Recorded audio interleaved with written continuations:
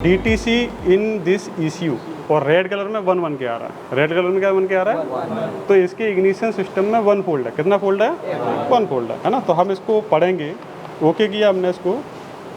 क्या लिख कर आ रहा है? Read code. क्या लिख के आ रहा है? रीड कोड लिख के आ रहा है ना। तो हम पढ़ेंगे फोल्ड को। क्या लिख के आए आप पढ़ के बताइए। Engine oil temperature sensor high. ठीक है, समझ में आया यहाँ तक? Engine oil temperature sensor high. अब देखो ये यूनिवर्सल टूल कितना अच्छा है। सबसे पहले हमें फोल्ड कोड भी दे रहा है। फोल्ड कोड कौन सा है? P0198। कौन सा फोल्ड कोड है? P0198। हमने फोल्ड कोड भी पढ़े होंगे, सुना तो होगा ना, फोल्ड कोड भी होता है। तो P0198 ये फोल्ड कोड हो गया। और फोल्ड कोड का नाम क्या हो गया? Engine oil temperature sensor high. समझ में आया कि नहीं आया? ये फोल्ड है हमारी बाइक में। अब हम क्या काम करेंगे? हमें मालूम है सेंसर का लोकेशन, ऑक्सीजन सेंसर किधर होता है, टेम्परेचर सेंसर किधर होता है, ऑयल टेम्परेचर सेंसर किधर होता है। हम उसको क्या करेंगे? मल्टीमीटर के माध्यम से वायरिंग को ट्रैक करके सही कर देंगे, प्रॉब्लम को सॉल्व कर देंगे। ठीक है ना। जब हमने वायर टूटा है तो वायर को क्या कर देंगे? जोड़ देंगे। सेंसर खराब होगा तो सेंसर को हम चेंज कर देंगे। समझ में आया? क्योंकि सेंसर को हम रिपेयर नहीं कर सकते, हम सेंसर को मात्र रिप्लेसमेंट ही कर सकते हैं। वायरिंग अगर कहीं से टूटा है तो हम उसको वापस रिपेयर कर सकते हैं, सोल्डरिंग कर सकते हैं, ऐसा कह सकते हैं ना। तो हमने माना कि कंप्लेंट को समझ लिया, हमने वायरिंग को जोड़ दिया। हम कस्टमर की बाइक में किक मार के चेक करेंगे। आप मारिए किक इसमें।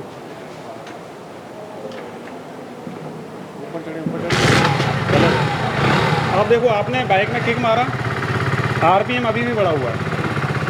लाइट बंद हो गया, जल रहा है? जल रहा है। याद रखिएगा, लाइट हमारा जलता रहेगा। लाइट कैसा रहेगा? क्यों जलता रहेगा? कि इस ECU एक ब्रेन है। ECU कैसा है? उसके माइंड में एक फोल्ड बन चुका है। अब फोल्ड क्या बन चुका है?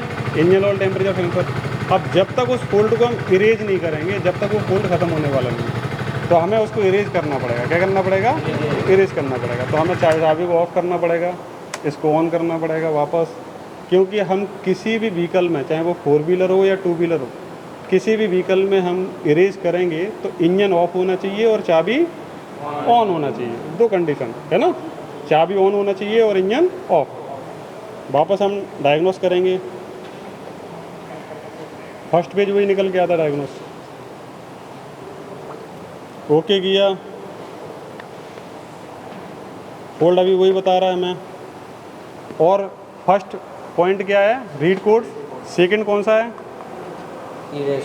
Erase code. अब हमें जो भी फोल्ड है उसको हमें क्या करना है? इरेज। इरेज को हिंदी में क्या बोलते हैं?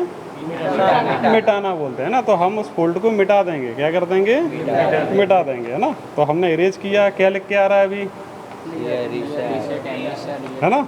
ओके किया, वापस ओके किया और क्लियर हो गया। समझ में आया? अब हम एक बार स्टार्ट करके देखते हैं क्या फोल्ड है। खत्म हो गया। तो क्या यहाँ तक समझ में आया हमारे?